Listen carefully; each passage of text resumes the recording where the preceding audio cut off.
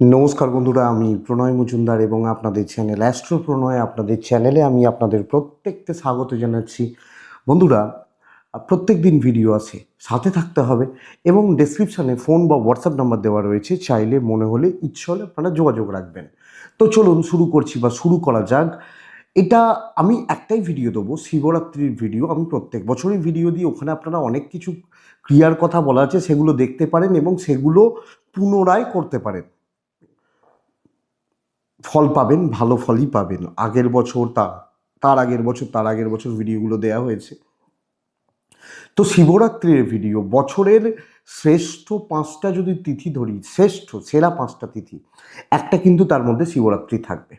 একটা তার মধ্যে শিবরাত্রি কিন্তু থাকবে, অবশ্যই থাকবে। তো বন্ধুরা, সারা বছরে আমরা এই দিনটার জন্য অপেক্ষা করি, ভালো মহাদেবকে ভালো করে পুজো করবো এবং অবশ্যই শ্রাবণ মাস থাকে। কিন্তু শিবরাত্রি এই তিথিটার মাহাত্ম্য এটাই যে বুঝতে হবে যে মহাদেব মা পার্বতীকে তার অর্ধাঙ্গিনী রূপে এই দিন গ্রহণ করেছিলেন, বিবাহ হয়েছিল এবং এটাই এই তিথির অন্যতম শ্রেষ্ঠ মাহাত্ম্য। এবং যারা শিবরাত্রি অনেক ক্ষেত্রে এর অনেক উল্লেখ রয়েছে, যারা সঠিকভাবে শিবরাত্রির ব্রত পালন করেন, তারা কিন্তু বহু বিপদ আপদ, ঝড় ঝাপটা ইত্যাদি থেকে রক্ষা পান, মহাদেবের পুজো যারা করেন।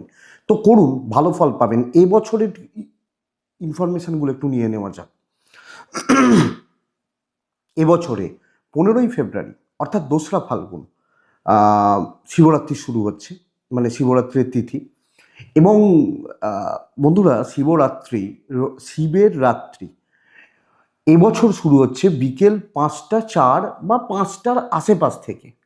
তিথিটি শুরু হচ্ছে বিকেল 5টা 4, 5টার আশেপাশ থেকে, রবিবার 2রা ফাল্গুন। এবং দেখুন, তিথিটা চলবে তারপরের দিন 15ই ফেব্রুয়ারিতে শুরু হচ্ছে সন্ধ্যাবেলা, বিকেলবেলা 5টা 4 থেকে, এবং তিথিটা শেষ হচ্ছে 16ই ফেব্রুয়ারি 23রা ফাল্গুন বিকেল 5টা 32 মিনিটে। হ্যাঁ, সোমবার। অর্থাৎ আপনি যদি বলেন যে আমি পুজো করব রাত্রেবেলা, 4 প্রহরের পুজো হয়, অনেকে 4 প্রহর করেন, অনেকে আবার 4 প্রহর করেন না, করতে পারেন না, সম্ভব নয়, অনেকের অনেক রকম কথা থাকে, তাহলে সন্ধেবেলা পুজো করেন। আবার অনেকে পরের দিনও পুজো করবেন, কারণ তিথি চলবে। কিন্তু যারা রাত্রিবেলা, শিবের রাত্রি অর্থাৎ রাত্রেবেলা যারা পুজো করবেন, তাহলে কিন্তু পুজো করতে হবে 15ই ফেব্রুয়ারিতে। 15 তারিখ আমার আমার নিজেরই মন্দির রয়েছে, মহাদেব রয়েছেন, মা আছেন, তো সেখানেও পুজো পাঠ অবশ্যই হবে। তো যাই হোক, সেটা অন্য প্রসঙ্গ। কিন্তু 15ই ফেব্রুয়ারি রাত্রেবেলা, 16ই ফেব্রুয়ারি বিকেলবেলা ছেড়ে যাচ্ছে, এটা বুঝবেন। রাতের পুজোর জন্য শ্রেষ্ঠ সময় এবছর রাত 12টা 9 মিনিট থেকে রাত 1টা 1 মিনিটের মধ্যে, বা 4 প্রহর, 3 ঘন্টা অন্তর অন্তর 1 প্রহর চেঞ্জ হয়ে যাবে।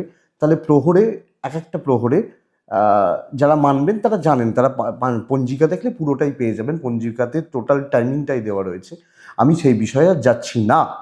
কিন্তু বন্ধুরা দেখুন, এই বিশেষ তিথিগুলোতে আমরা মহাদেবকে ডাকবো, পুজো পাঠ করবো, অবশ্যই করব, কিন্তু একটা ভুল আমরা খুব খুব সহজে করে ফেলি, একটা ভুল করি।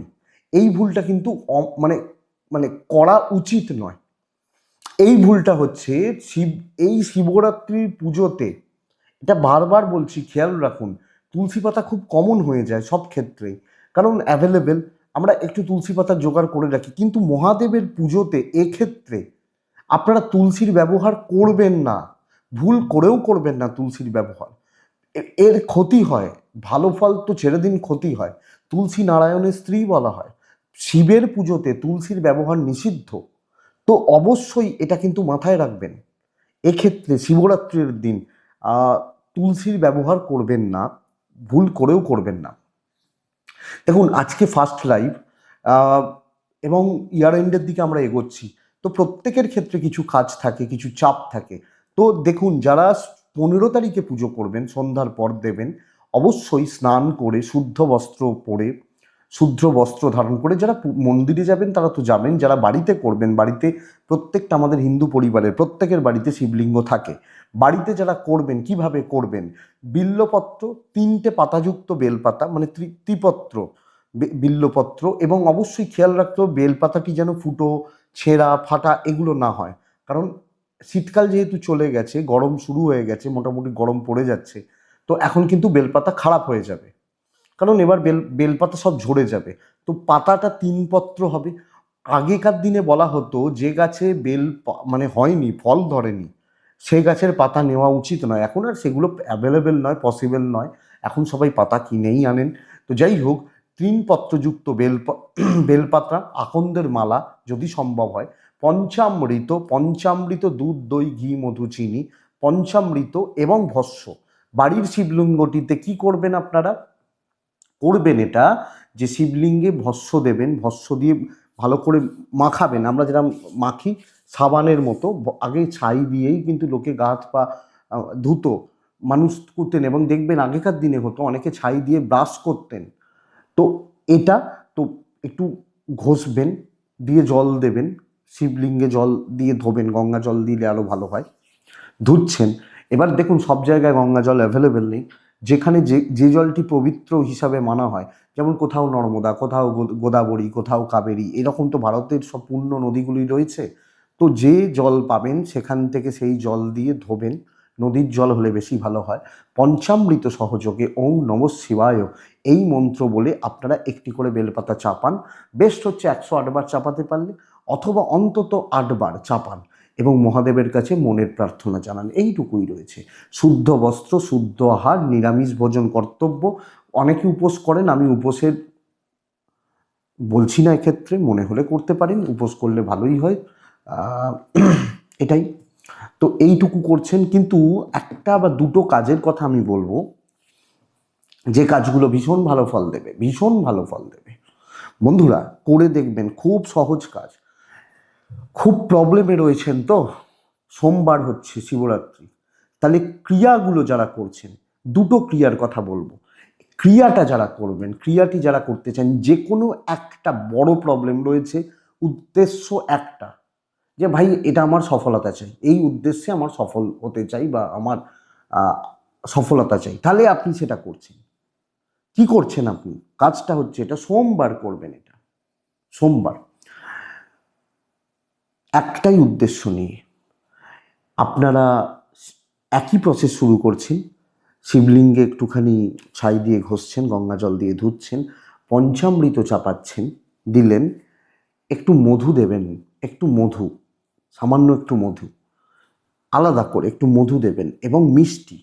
এক্ষেত্রে ইচ্ছা প্রার্থনা করবেন এবং অন্তত এটা 16টা সোমবার করলে ভালো হয়, না হলে অন্তত 7টা সোমবার আপনারা এই কাজটি করতে থাকুন। কিন্তু এইটা নিরামিষ খেয়ে করতে হবে। এবার যদি কোনো মহিলা করেন, করতেই পারেন। যদি কোনো প্রবলেম থেকে থাকে, ব্যাপারটা থেকে থাকে, ওই সোমবারটা বাদ দেবেন। তাহলে একটা সোমবার বাদ যাচ্ছে, তাহলে এটা হতে পারে 7টার জায়গায় 8টা সোমবারে আপনার কাজটা কমপ্লিট হতে পারে, বা 9টা সোমবারের কাজটা কমপ্লিট হতে পারে। এই সোমবার থেকে এই কাজটি শুরু করছেন একটা উদ্দেশ্য নিয়ে। 16টা করতে পারলে বেস্ট হয়। আপনারা বুঝতে পারবেন কাজটি করে ভক্তি ভরে মহাদেবের কাছে মধু দিয়ে প্রার্থনা জানাতে, একটু মধু দিয়ে প্রার্থনা জানাতে কাজ হবে। করে দেখুন, আপনারা ভালো রেজাল্ট পাবেন, ভালো ফল পাবেন। এইটা তো, এই কাজটুকু করছেন। 16টা করতে পারলে বেস্ট হয়, না হলে 7টা। বোঝা গেল? 2 নম্বর যেটা করতে হবে, যাদের সব কাজে বাধা আছে এবং সামনে যাদের অনেক কিছু গুরুত্বপূর্ণ পরীক্ষা রয়েছে, ইন্টারভিউ রয়েছে বা এরকম কিছু ব্যাপার রয়েছে, আপনারা যেটা করবেন, একই কাজ করছেন, সামনে পরীক্ষা বা সব কাজে বাধা, এইটা আপনারা যেটা করবেন, 2টো বেলপাতা নেবেন। এক্ষেত্রে একটা মহাদেবের মাথায় রাখবেন। এবার যদি বেশিবার চাপান তাহলে চাপাচ্ছেন, অসুবিধা নেই। একটা বেলপাতা এক্সট্রা দেবেন, ওই বেলপাতাটি তুলে আপনার সাথে রাখবেন। এবার আপনি বলবেন 2 দিন পর শুকিয়ে যাবে, হয়তো পচেও যেতে পারে, বেলপাতাটি হতে পারে নষ্ট হয়ে যাবে, অবশ্যই। একটা ছোট্ট, হ্যাঁ, ওই জিপার প্যাকেটগুলো বা প্লাস্টিক কিছুর মধ্যে মুড়ে নিজের পার্সে ওটিকে রেখে দেবেন, পার্সে ওটিকে রেখে দেবেন। এইটুকু করে রাখুন। মহাদেবের আশীর্বাদ এতে আশা করছি পাবেন আপনি। ওই বেলপাতাটি সঙ্গে করে আপনার সাথে রাখুন, নষ্ট হয়ে যাবে তো, কিছুদিন পর হয়তো নষ্ট হয়ে যাবে, রেখে দিন না, কিছু চলুক, দেখবেন এই বাধা বিপত্তি বিপদ আপদ একবার যখন কোনো সমস্যায় পড়বেন, মাথায় বুকে ছুঁইয়ে নেবেন শুধু। আমি বড় কিছু কাজ বলছি না, এমন কিছু পয়সা খরচা করার কথাও বলছি না। তো এইটুকু করুন, সাথে রাখুন বিল্লপত্রটি, অবশ্যই ভালো ফল পাবেন। এটুকুই থাক। ভালো করে শিবরাত্রির পুজো করুন, মহাদেবকে ডাকুন। মহাদেবের কৃপা থাকলে কোনো ঝড়, কোনো বিপদ, কোনো বাধা হবে না। এইটুকু আশা করছি। এটুকুই থাক। ভালো থাকুন, সুস্থ থাকুন। অবশ্যই বন্ধুরা, না যাই হোক, শেষ করার আগে বলে নিই, আশা করি বোঝা গেছে। মানে ওই ক্রিয়া দুটো হচ্ছে, যেরমভাবে বললাম, পঞ্চামৃত সহযোগে পুজো করার পর ওটা 7টা বা 16টা সোমবার মধু দিয়ে, আর এটা একটা বেলপাতা মহাদেবের মাথা থেকে তুলে নিজের কাছে রাখবেন। এইটুকু আশা করি বোঝা গেছে। তো ভালো থাকুন, সুস্থ থাকুন। অবশ্যই বন্ধুরা, আপনারা প্রত্যেকে শান্তিতে থাকুন। নমস্কার।